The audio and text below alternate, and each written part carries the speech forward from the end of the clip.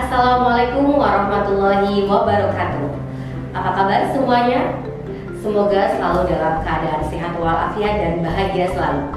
Kembali lagi bersama saya Ida Latifah yang akan memberikan materi perkuliahan tentang pengembangan kurikulum pendidikan Islam anak usia dini.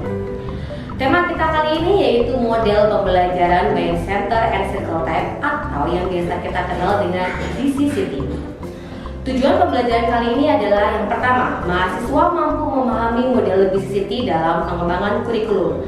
Yang kedua, mahasiswa mampu menganalisis tentang model BCCT dalam pengembangan kurikulum. Baik teman-teman, kita mulai materi pertama yaitu tentang pengertian BCCT. Buying Center and Circle Time atau BCCT adalah suatu model atau pendekatan dalam penyelenggaraan pendidikan anak usia dini yang memadukan antara teori dan pengalaman praktik. Pendekatan ini menggunakan metode permainan. BCCT juga sering dikenal dengan istilah sentra lingkaran karena di dalamnya terdapat berbagai macam sentra yang saling berhubungan atau melingkar.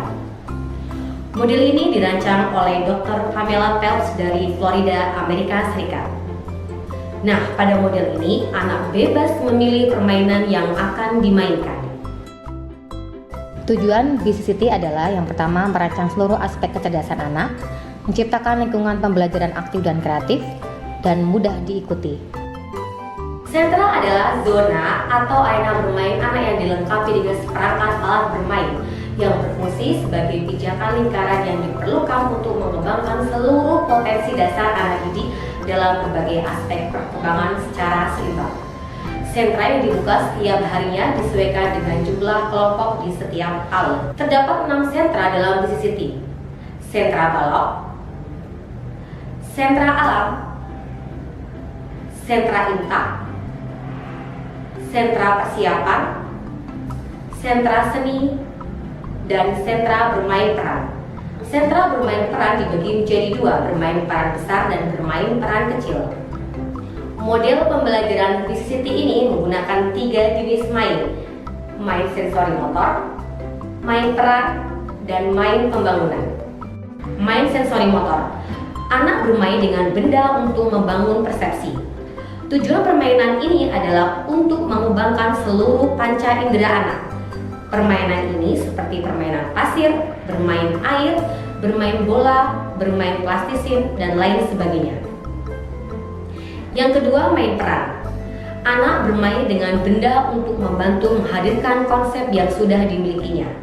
Contohnya, anak bermain peran menjadi dokter, guru, ataupun juru masak yang biasa disebut dengan koki. Yang ketiga, main pembangunan. Anak bermain dengan benda untuk mewujudkan ide atau gagasan yang dibangun dalam pikirannya menjadi suatu bentuk nyata. Contoh permainannya adalah bermain balok. Dengan bermain balok, anak akan membuat konstruksi balok sesuai dengan idenya masing-masing.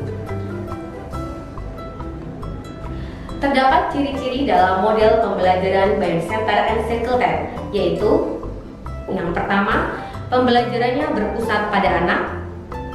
Lingkungan main sebagai pijakan awal yang penting. Memberikan dukungan penuh kepada setiap anak untuk aktif, kreatif, dan berani mengambil keputusan sendiri.